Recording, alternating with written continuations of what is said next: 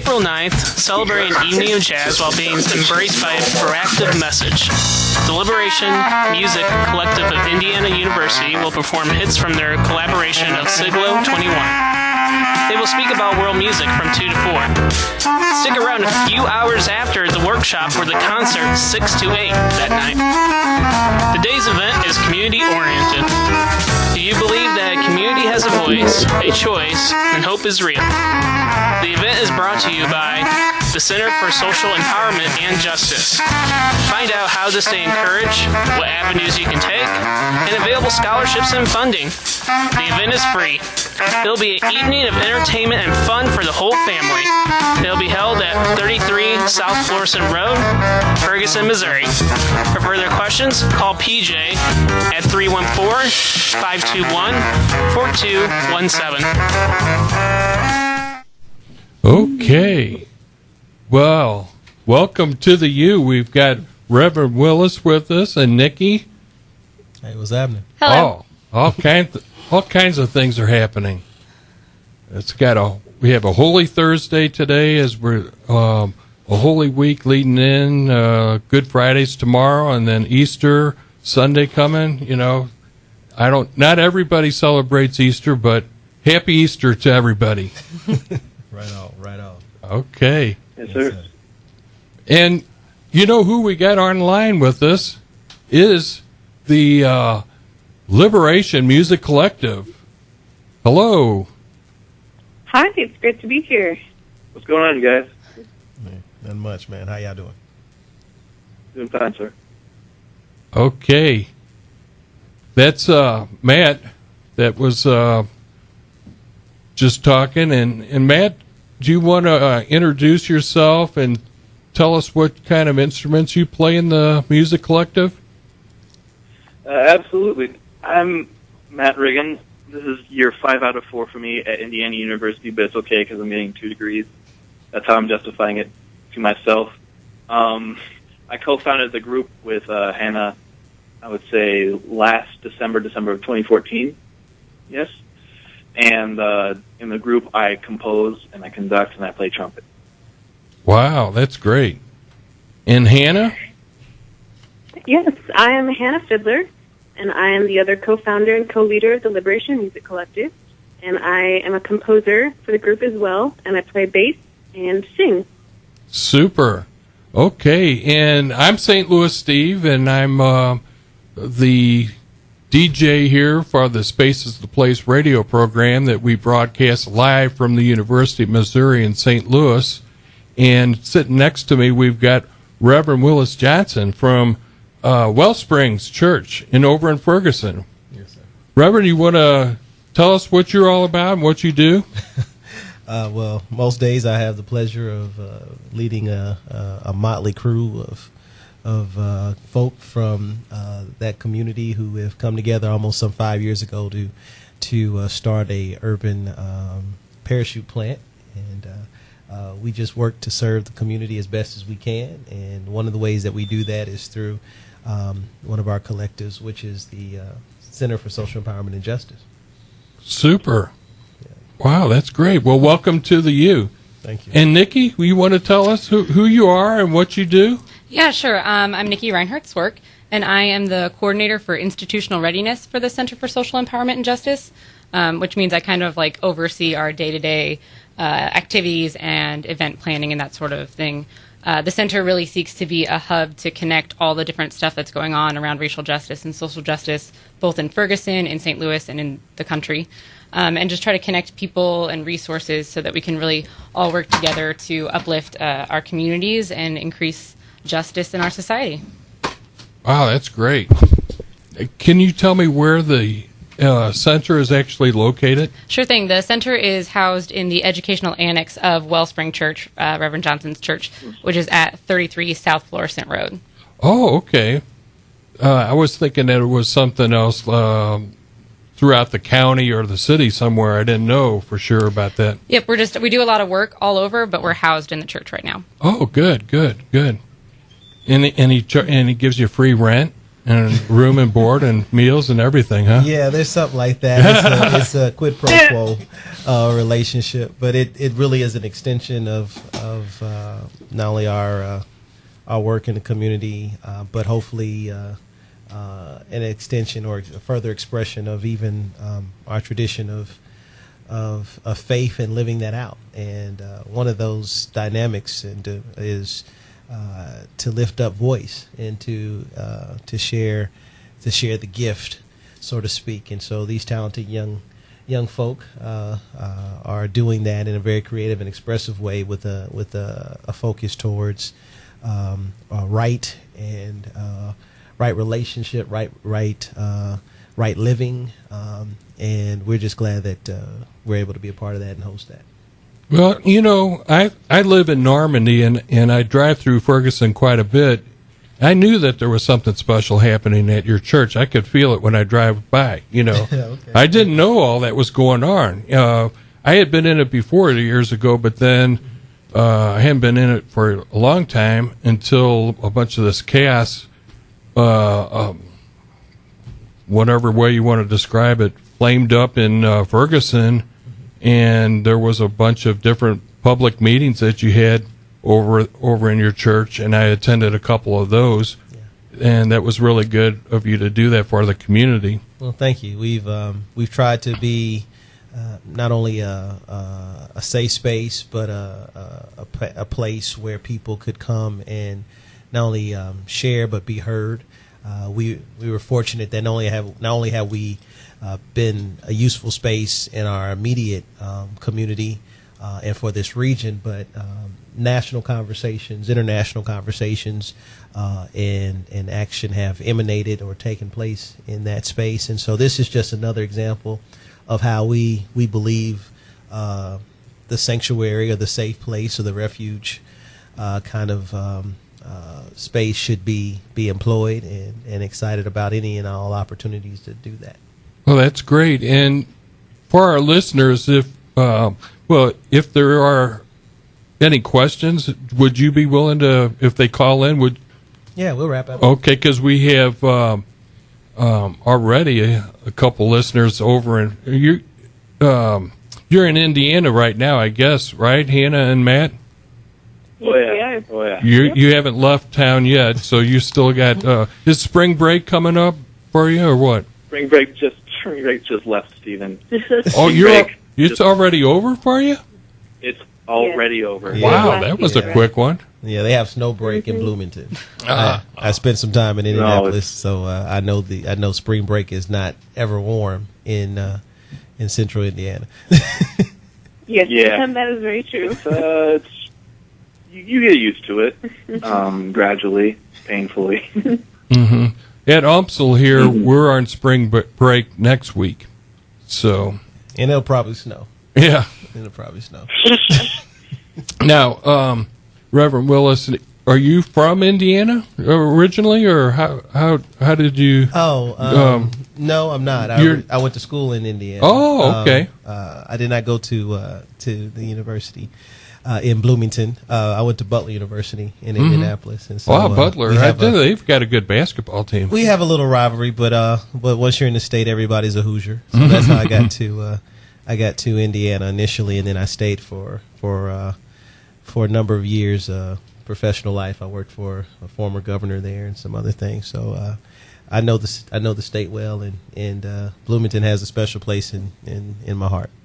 Yeah. Mm. Well, one place in Indiana that I like is French Lick. Have you ever heard of French Lick? Well, everybody's heard of French Yes, Lick. sir. Is it how close is it to you guys, Matt? Are you like driving distance? Yeah, I've done a bunch of musicians from Bloomington get gigs in the French Lick Casino and in the West Baden Springs Hotel. And so, yeah, we're maybe an hour, maybe 75 minutes away. Yeah, that's not bad. Yeah, I love playing in that hotel. Oh, isn't it beautiful? It's gorgeous. Huge dome thing or whatever it's called. Yeah, it was supposedly like one of the world's wonders, or eighth wonder of the world, or something. Long time ago. Had you heard that? Well, I don't know if that was true. Seeing it now as compared to skyscrapers and things like that, you're like, like 5 out of 10 at most. But if you're like in the 20s, I can imagine it being very impressive. At one point, okay. it was one of the largest freestanding domes in the world, I think. So, Wow. yeah, so gorgeous. Huh. But yes, I didn't realize, Reverend, that you had such a history in Indiana. I have a lot of friends who go to Butler. It's neat to hear that you have that connection with our state. Yeah. It's a feeder place. Does a good job, but no. And I think it's befitting that the type of work and music that these young folks are producing. It's not by accident that it would be nurtured and germinated in an institution like Indiana University, a strong program in music and the arts, but more importantly, a lot more conscious, constructively conscious kind of place than people give it credit for. There are a lot of firsts that the university or that space has experienced, and particularly not only in Indiana, at Indiana University, but even in that beltway, that kind of space of the larger state, whether that's in Indianapolis or other places in the state. Particularly jazz and blues music was a major stop. So it's a great center. It's a great kind of intersection or synergy between having this group here and what it represents, what we're doing now with most recently the Blues Museum on its way to opening here very shortly. Right, April 2nd, next weekend. Next weekend. So I think it's a very under appreciated and recognized kind of not only genre of music, but this part of the country and its roots and its contribution to particularly not only jazz and blues music, but even with it, protest music is important. We could seriously talk about how important the blues is to me, at least, and to jazz, most definitely, for the rest of this interview. It's like this thing that only happened here because of some terrible things that people did to other people, but it's a way to escape your own suffering. It's a way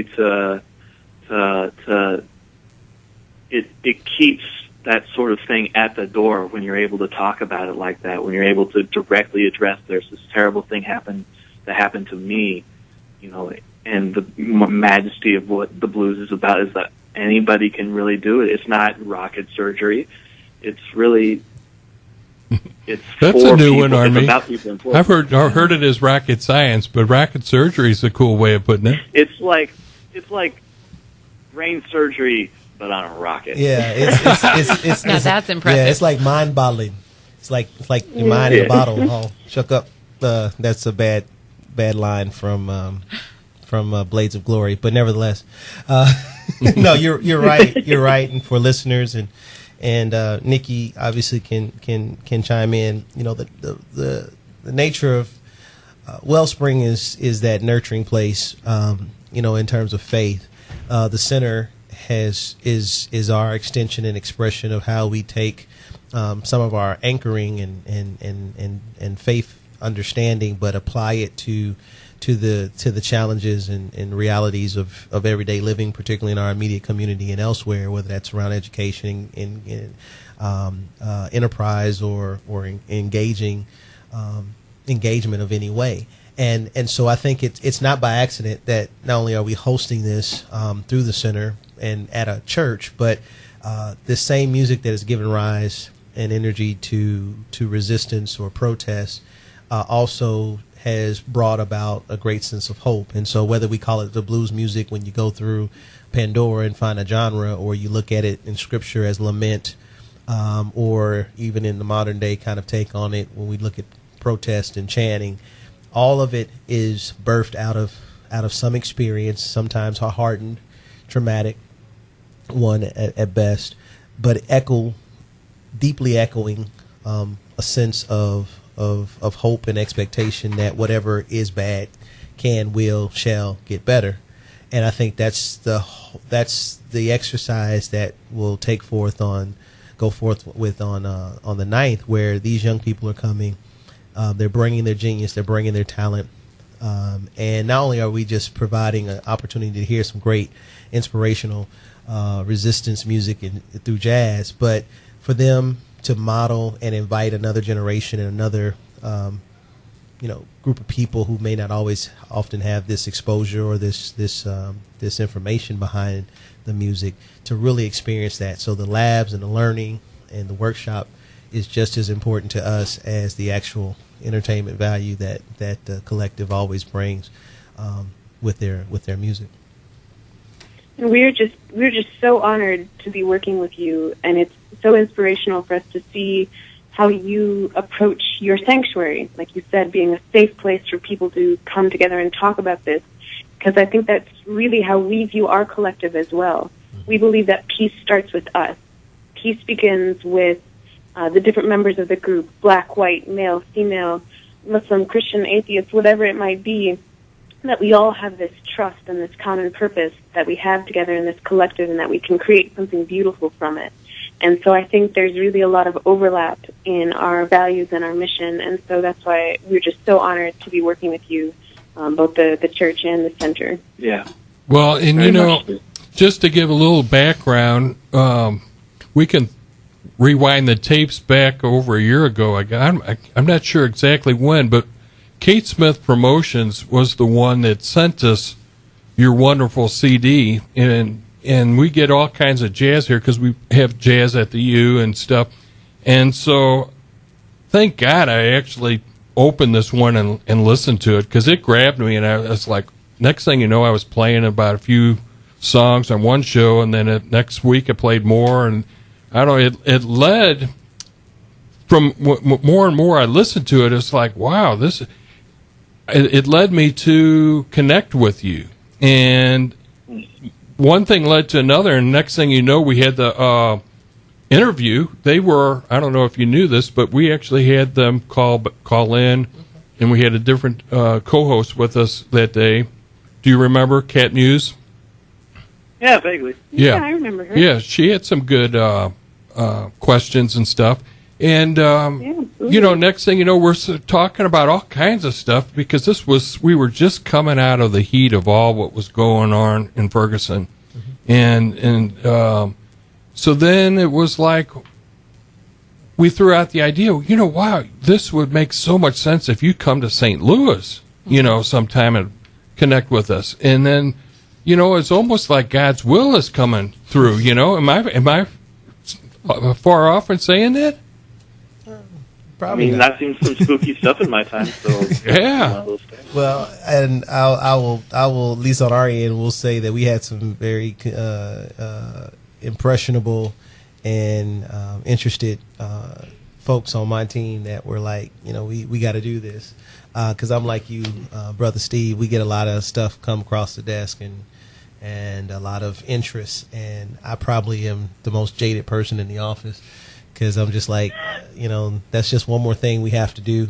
It usually costs us a whole lot to do stuff, and it's never as easy as it appears. But their persistence and really just the level of their cause, and then the interest internally from our team, the timing was right. And however you see and believe time is organized and events are made possible, then that's what made it happen. It was kind of like meant to be, Yeah, sort of, because I do remember going over and meeting with PJ. Now, PJ, at first, she told me that PJ stands for Precious Joy. Yeah, she's great. Is that? And I know she's got a real fancy real name too. But PJ is awesome. If she didn't take time to connect with me, I don't think we would have been sitting here right now. Mm-hmm. PJ is our, office executive, and she is always fantastic and full of energy and a very, very bubbly personality. And this event in particular is something that she has been really passionate about. So she's been really instrumental in getting this all organized and getting it together. And now that we've, gone through some of the planning process, I'm just so thrilled that she had that excitement, because our missions do so closely align with the Liberation Music Collective. And we do a lot of conversation at the center, and I'm very excited to have an event where we have music, which allows for this whole other world of expression to be opened up. And I think it's easier to have a justice imagination of how collaboration can change our world in music. Music just becomes this great example of a way that we can exist in community in this way that's just, that's respectful, that's together, that's harder to convey to people in a simple conversation. Now, I've got sort of, I guess you could call it a rant, Hannah, or an organized thesis where music, there are other forms of art that can communicate an idea pretty directly, like writing. Like when someone writes a news story or a fiction piece or something along those lines, you have no doubt about what they're communicating and why, but for whatever reason, it doesn't quite hit you emotionally. Speeches are the same way.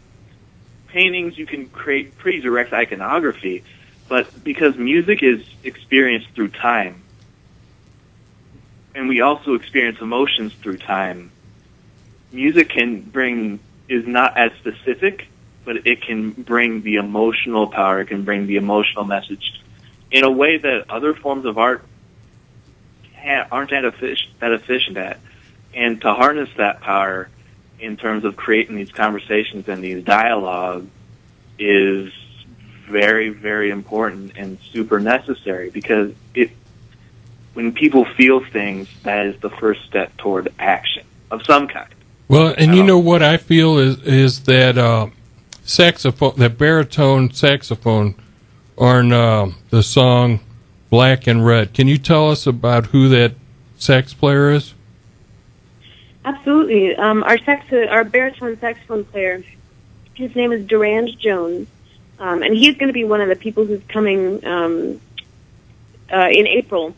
And he is from a rural town in Louisiana, Hillaryville, Louisiana, and he did his master's degree at Indiana University in classical saxophone, actually. Mm-hmm. But he's just a phenomenal jazz player as well, and a really wonderful singer. Wow! So that was his solo and his feature on Black and Red. Yeah, we pulled that section out and put it into the PSA, and then had it in the background while it was the information was being read. It was almost like perfect to go along with it. You know, I love that baritone sax. Now, do we have a musician from St. Louis that's in the collective with you guys? Yeah, one of our alumni members, Julian Loida. Yeah, he's no longer with us. He graduated and moved away from Bloomington, so he's actually studying at the New England Conservatory now, but he's originally from St. Louis, and so he had a lot of interesting things to say when we, as a collective, were just having discussions about what was going on and just his thoughts from growing up in St. Louis and everything. So, yeah, we miss Julian a lot. Yeah, he's, from what I can tell through social media, he's doing real well. Very, very well in St. Louis. What does he play, the congas? He plays he's a percussionist, and so a percussionist is like, if you hit it in a musical way, you're going to have to learn how to play it at some point. And so Julian's a fantastic vibraphone player, marimba player, drum set, congas, bata. I would imagine you could play checkere. Okay. But he was the conguero on our CD. Okay. So, yeah, he's on the CD that we've been listening to. And so we're going to maybe see if we could try to invite him to show up to this thing that's coming up in April. Do you think he still lives around St. Louis now? Well, I'm sure his folks do, but Julian himself is in Massachusetts. Oh. He's at the New England Conservatory now. But we have, we keep in contact with him, so we'll definitely let him know. Yeah, he's welcome to. Yeah, that'd be great if he showed up. Mm. So no pressure. Massachusetts is far away. The Reverend, he's like probably has an eye for who shows up to his sermons and all that, and he has a way of. I didn't see you at the. It's like I don't know. I don't know if they actually catch that or not. Yeah, it's too many to count. Too many to count like that. Well, don't let the rest of us know that. Now, I guess to get more focused on the Jazz for Justice can we get a feel, or like if somebody was, at the doctor's office or even in the hospital, and they said, "Are you experiencing pain? Can you give me a number between whatever 0 and 10 on how your pain is?" Can you tell us current pain level now that everybody's feeling in our community? Oh no, Is that kind of hard to just come up with? That's always respective to the individual and to the moment. There is no, for some people, there is no ending of what is been the pain or the trauma experienced from August 9th, 2014. I mean, there's some parents who every morning awaken to the reality that they are in this world without their son. There's multiple families that their lives and their way of being have totally and forever been changed because of the events of August 9th, 2014. So, and then others of us, however we live and survive and navigate through time and space here, and is how we do it, and how we feel is how we feel. And so we can't. I couldn't diagnose that for everyone. I think it's like the old song. We have good days and we have bad days. Yeah, it seems like it's gotten better though. Well, maybe it's because when I drive through there, I don't see all the protesters like it had been. So that's probably one reason why you're not feeling the tension of that activism going on. Well, I think in respective in saying this, I mean it's if your way of experiencing it has been passing along and passing through, then yeah, it would look different and it will feel like that. Mm-hmm. I don't just work in Ferguson, but I live in Ferguson, and there's a lot that maybe there's a lot that looks different, but on a personal note, there's not a lot that feels different. The system and the reality of life for some has normalized, and for most of us, there's just new normal. I don't think anyone should ever think that because people are no longer yelling or present in a particular kind of way that everything is okay. Oh, sure. I didn't mean that. Yeah, no, I understand, and this is really to a larger kind of audience, and probably in response to the cumulative effect of these kind of questions, because that's kind of how the world were voyeurs for some at least 40, 50, 60 days of what has been now more than almost some 20 months of time. And what you hear and sense in terms of resistance or protest or response, and what you are experiencing are the effects of somewhat of people being resilient. But resiliency, or the ability to endure, does at no time ever erase the reality of pain or struggle, or the sense of having to overcome whatever is debilitating or limiting. Right. And the world, we see things, we get momentary glimpses into space and time in people's lives, and whether that's here in Ferguson or in Baltimore, or even most recently looking and living from afar the reality of terrorism in Brussels and in Europe most recently. Yes, you go back to doing what you have to do and what's required of you, but you're never the same from day to day, and so we're hoping that, believe it or not, even the conversations that are taking place in our community and around the country, you get the answers to the questions that you ask. And I think what Matt has shared about the value and the beauty, the cathartic nature of music, is what I think is necessary in these times. How do we find even more creative and useful ways to invoke inspire response or at least reflection that will lead to deeper conversation and maybe even to greater action. That's what we hope will come out of this gathering on April 9th. We hope that voice is heard. That's why we have Poet Laureate of UMSL, Sister Victoria Walls, who's going to be present with us in that concert. That's why we're engaged with the Liberation Music Collective, because they write music that is socially inspired and informed. And from that, we hope that not only do we build a new relationship, greater relationship between us, but that we're further seeding or germinating something in this community that will take root, take hold, and flourish as it relates to conversation, as it relates to new thinking, as it results in a new doing and becoming. Yeah. Absolutely, and I think that's a really great point. That just because the protests have died down doesn't mean that the systematic change has happened. And it's so easy for people who maybe weren't involved in the original pain to forget about it. And that's where things like the music and the arts can help people raise their conscience back up again, and to feel some of that pain or feel some of that hope, that desire for change. And I'm hoping that, through art and through this collaboration, some of that consciousness raising can happen.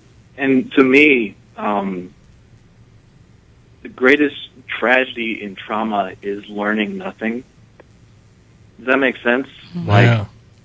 Like just careening, like you're through a pinball machine, you're just careening off awful thing to awful thing and not investigating how you can make that different, or watching people go through awful things and be like, wow, that's real terrible, and then never not investigating what you can do to help them out, or to listen to them. What do I want? What do I need? What can't I have? And by illustrating this, each tune that the group does is specifically about something, like it's targeted, it's programmatic. At the first Siglo show, we gave out programs. This is what this tune is. This is what it's about. In the CD, in the booklet, this is what this tune is. This is what it's about. In live shows, Hannah says it very nicely. This is what this tune is. This is what it's about. Because each of these things, we need to make people change. Not make them change, but make them realize that change should happen. And then through their own will, through their own empathy, start enacting that in their communities and in their own lives and in the lives of others. Right on.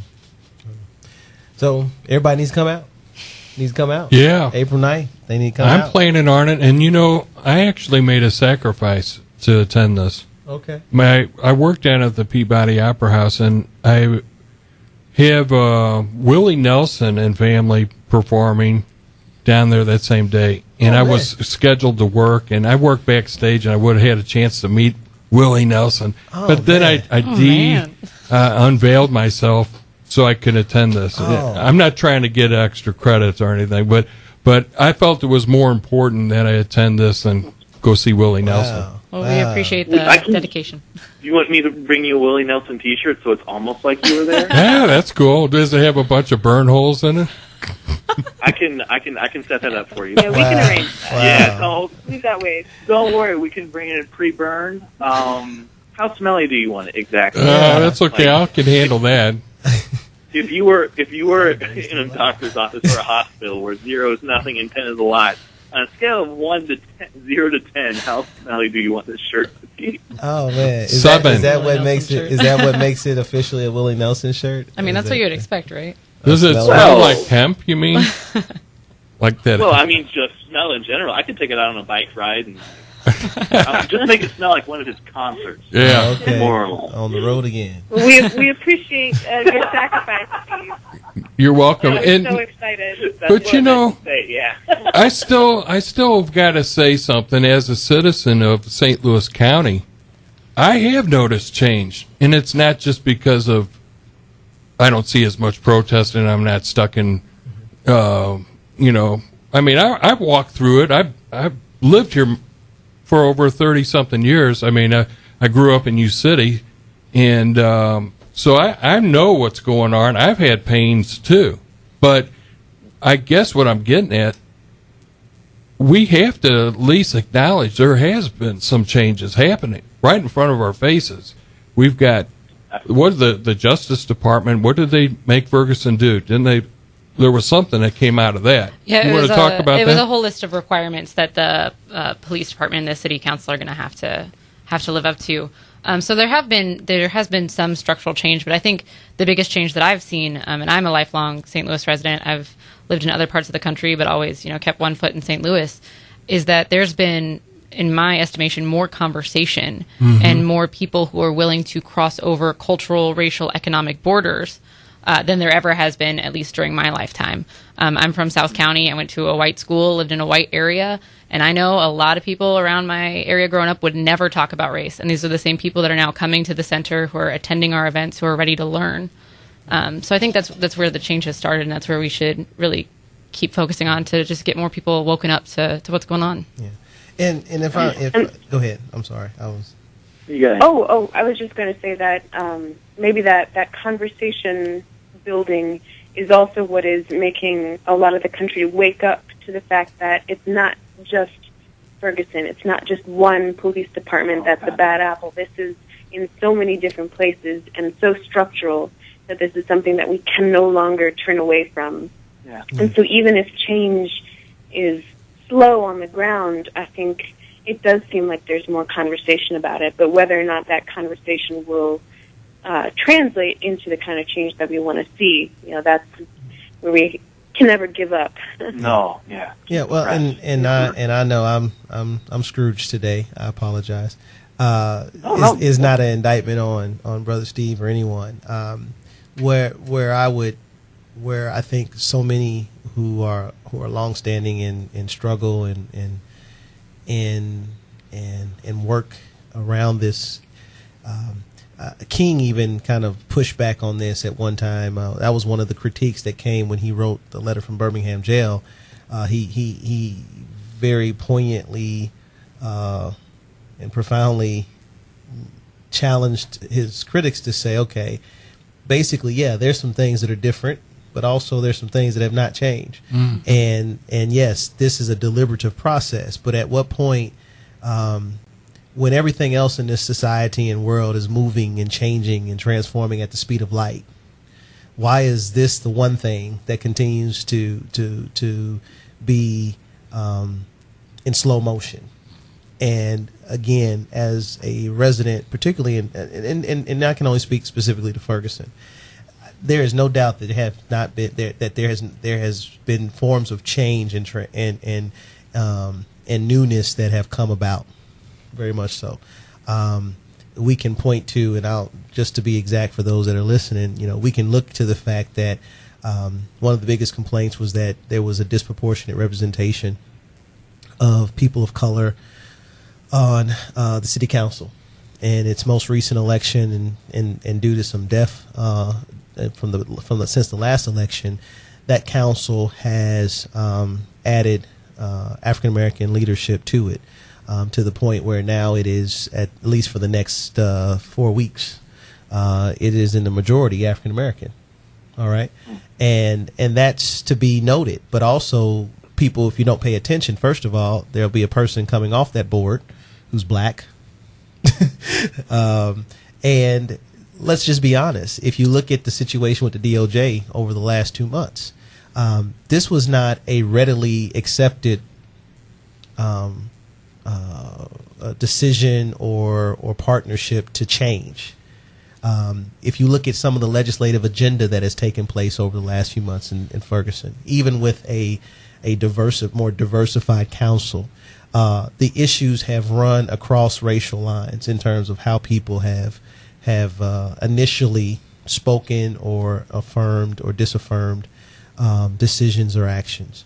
When we look at a school district in a community in North County where none of its schools, with maybe the exception of one right now that's provisional, are accredited.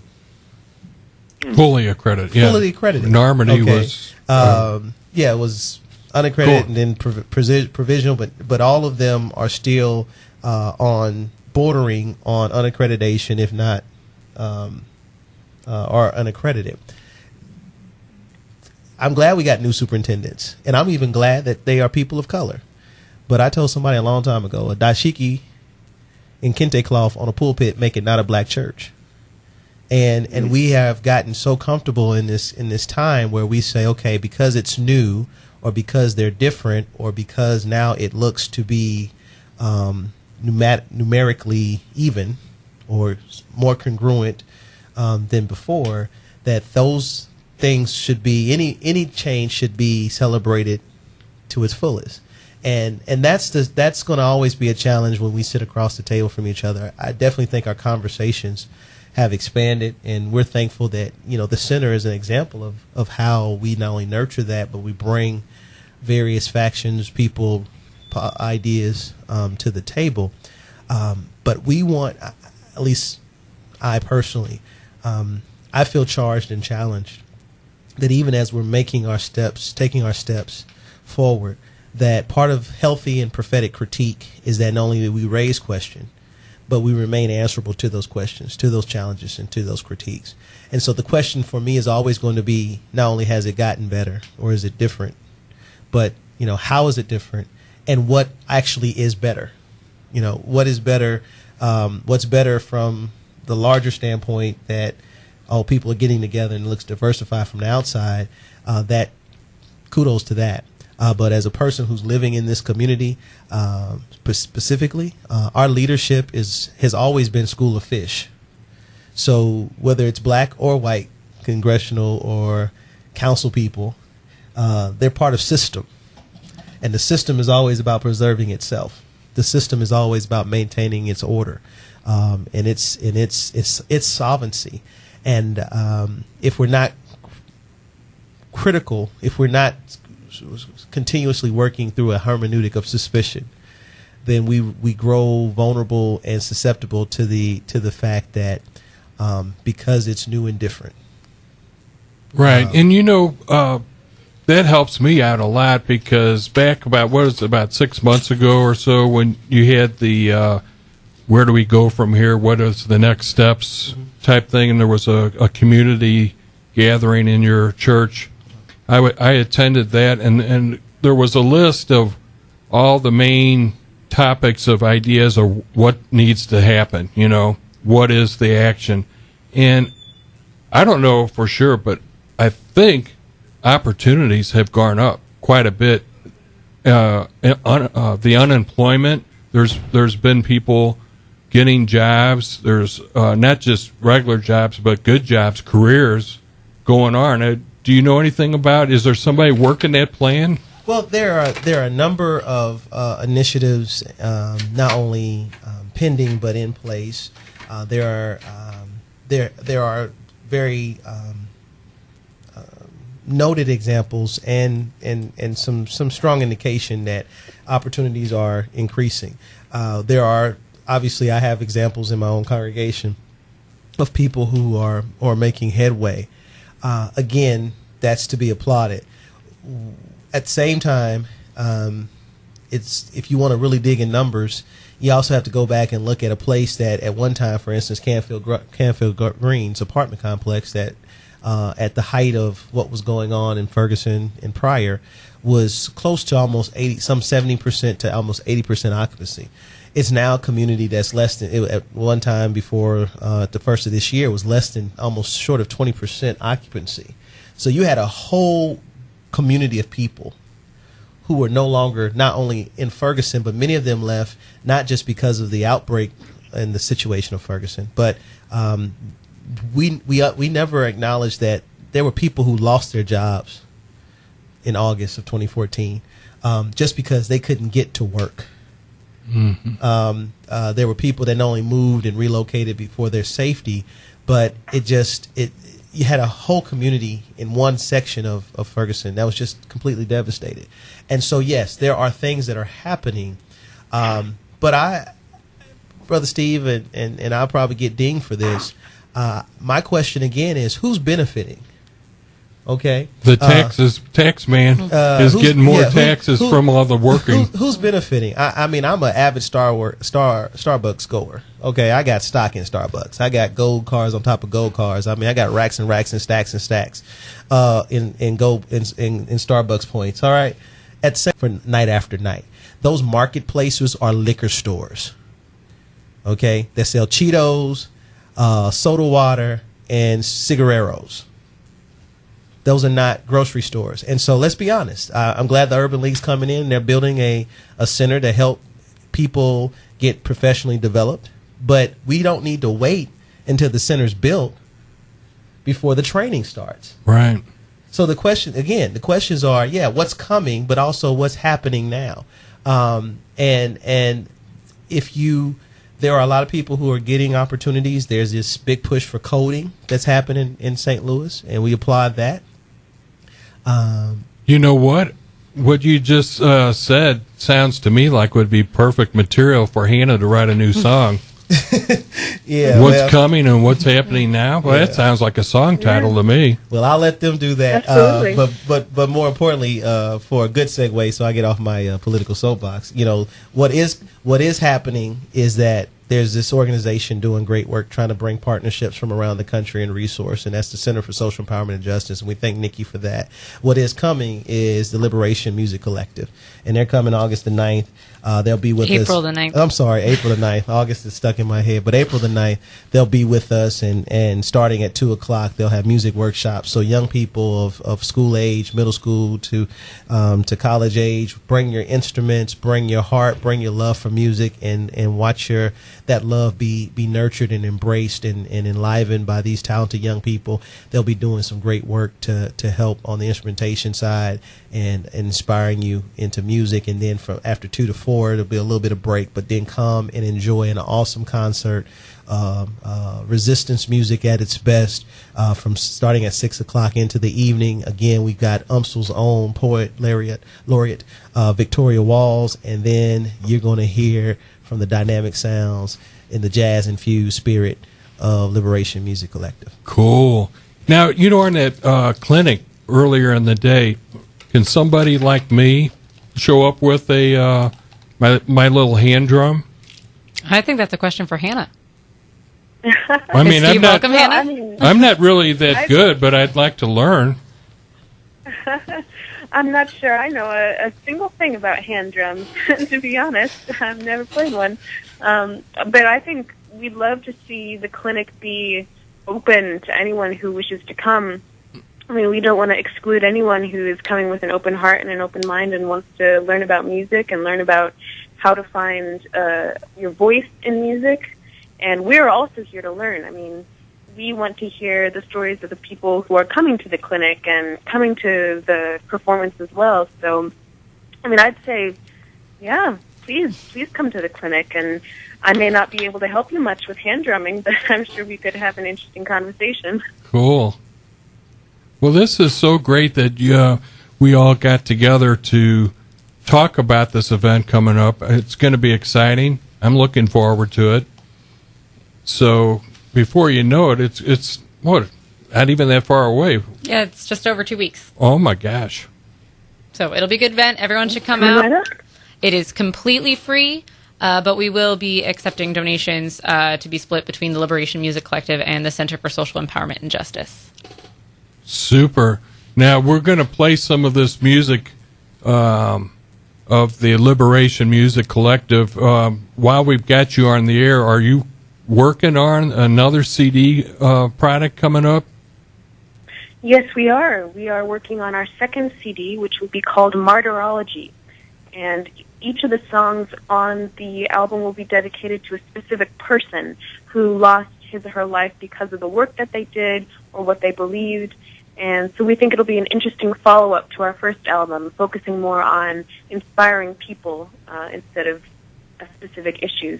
So we may be able to debut some of those songs in our performance. We're still figuring out exactly what songs we want to play, but there will certainly be some ones that you haven't heard from the CD, and we're very excited about that. Great. Well, we'll look forward to that, and hopefully Kate Smith will push that out to us, too, if she's still helping your promotions. Yeah, it'll be a while still before the album is released, probably another 6 months. but Okay. Well, 6 definitely in the months works, yeah. zooms by before you know it. It's going to be summertime. Right, exactly. Do we have any? I mean, not that we have to have a celebrity there. Is there, Reverend? Is there any celebrity that's been invited to attend this to kind of like? Man, we got St. Louis Steve coming. We got That's St. Louis one way Steve. to bring the attendance down. No, You know, how about this? We'll Think we'll let about it be. it. We'll let it be a surprise. We'll let it be a surprise. But yeah. we Liberation Music Collective in their own right and what they're doing is really the star of the show, and we want to celebrate that and whosoever that comes, then it'll be a surprise, and we'll entertain them not as strangers but as the angel that they are when they come through the door. great. Okay, well, I'll let you all get back to what you're doing, and we're going to continue on with the Space is a Place radio program here. You guys have a good weekend. Thank you. Thanks so much for having us on air. All right. Thanks, right on. Steve. And thanks for coming a lot, Reverend and Nikki. Right Thanks on. so much. Thanks for having us. Thanks.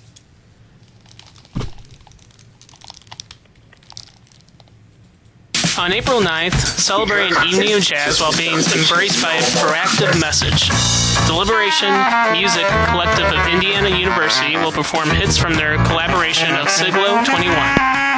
They will speak about world music from 2 to 4. Stick around a few hours after the workshop for the concert 6 to 8 that night. The day's event is community-oriented. Do you believe that community has a voice, a choice, and hope is real? The event is brought to you by the Center for Social Empowerment and Justice. Find out how to stay encouraged, what avenues you can take, and available scholarships and funding. The event is free. It'll be an evening of entertainment and fun for the whole family. It'll be held at 33 South Florissant Road, Ferguson, Missouri. For further questions, call PJ at 314-521-4217.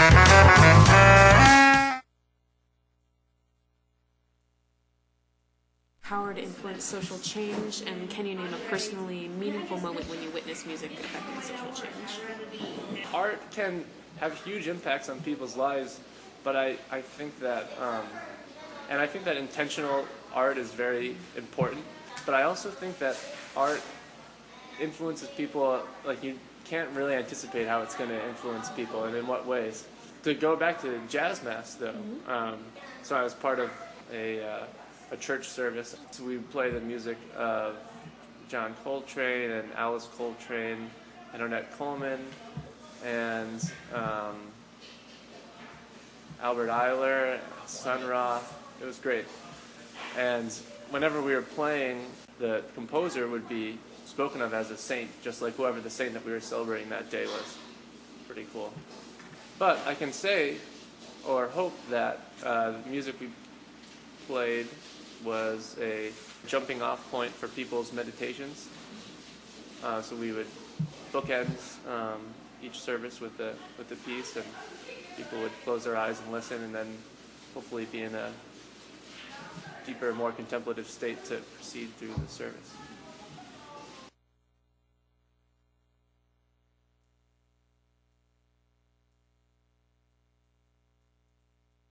أعوذ بالله من الشيطان الرجيم بسم الله الرحمن الرحيم أشهد أن لا إله إلا الله وأشهد أن محمد رسول الله. I begin as always in the name of God, whose grace I seek in this and all other matters. Allahu Akbar. Allahu Akbar.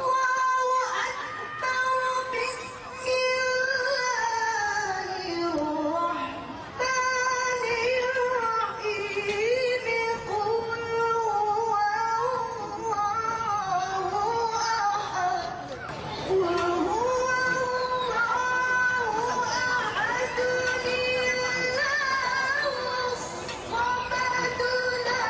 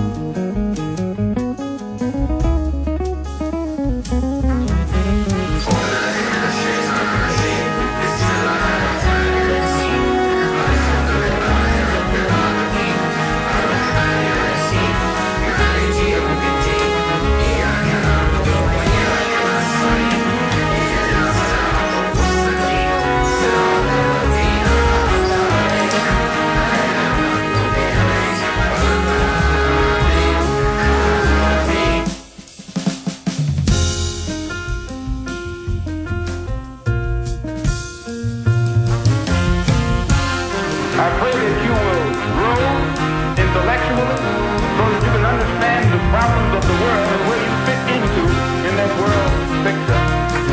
And I pray that all the fear that has ever been in your heart will be taken out. In the name of Allah, the tenderly compassionate, the infinitely merciful.